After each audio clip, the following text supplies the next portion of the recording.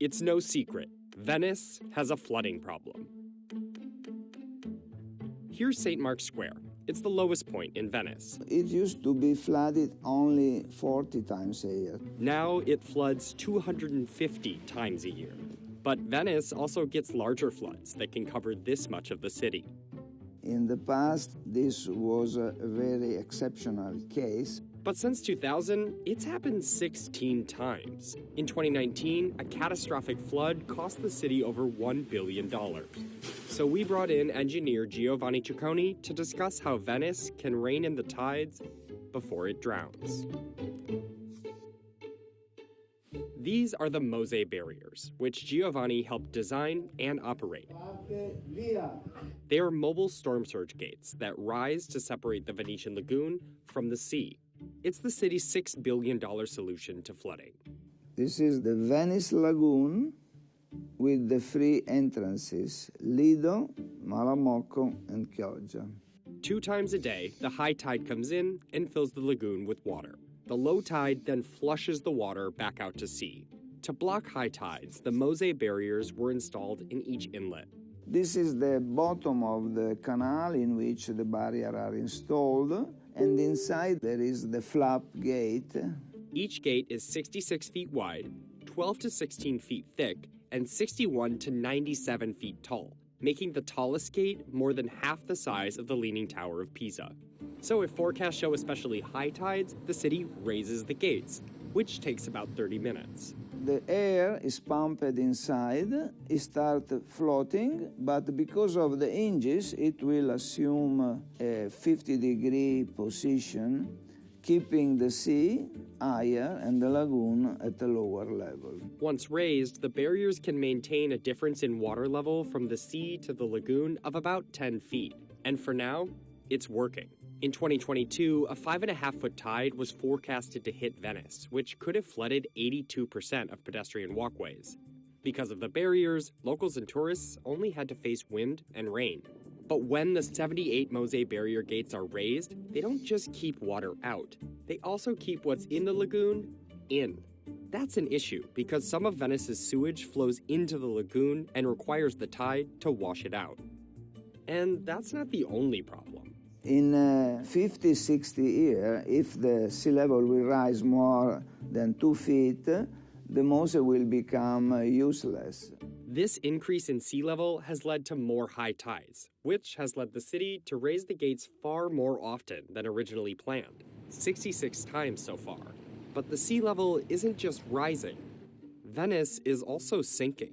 Over the last century, the city has sunk 6 inches. The sea level rose 4.3 inches. Starting in the 1930s, water was pumped out from underground to support industrial development, compacting the earth and causing the city to subside. Though the city has stopped pumping, Venice is still sinking at a rate of 1 to 2 millimeters per year. So some scientists have a proposal: lift the city back up by injecting water back underground. Below Venice, we have different strata of clay and sandy soil. Sand is made of solid and water. And this water has a certain pressure. If you increase the pressure, the grain will increase in volume, and so you have a rebound. Scientists estimate that this could push Venice up about 10 to 12 inches. And this idea has been implemented before. Here we are in Long Beach, California. Starting in the 1940s, water and oil were pumped out from underneath Long Beach, sinking the city and causing frequent flooding. And here there has been a successful recovery, injecting the water back into the wells. But Venice and Long Beach aren't quite the same. Giovanni says Venice has a different type of soil than Long Beach, and if Venice implemented this technique, it might not be as successful. If we pump water below ground and this produces an uneven displacement on the surface, you can figure out what will happen. The centuries-old buildings and bridges could crumble. And this has to be maintained forever. Because if the city stopped pumping water, this elevation that we gain will be lost as a soufflé that was abandoned out of the oven. But there's another engineering solution, a much larger one, a super levee. The super levee will enclose the city inside this red line. Ordinary levees are embankments meant to block floodwaters, but significant flooding can flow over the top or seep through, breaking the levee and cascading into the area it's meant to protect. Super levees solve this problem by creating a flood protection zone.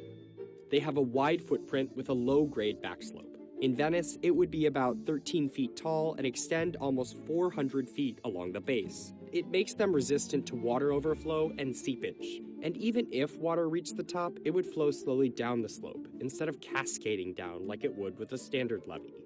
In Venice, a super levee would divide the lagoon, forming a lake inside the boundary. There will be a permanent opening to allow the flushing of the city, so the water will enter continuously and we can produce electricity here.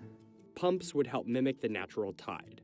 This will allow the water to circulate inside the city to keep the city fresh, so we can swim again in the city. And on top, there would be room to build infrastructure. Garage, transportation, a bicycle route, trees. And lastly, we can relocate the tourism from the historical city to the super levee. Currently, Venice has more beds for tourists than it has citizens. Giovanni believes a super levee could alleviate the battle for space and revitalize other industries in the city. But this plan faces a hurdle.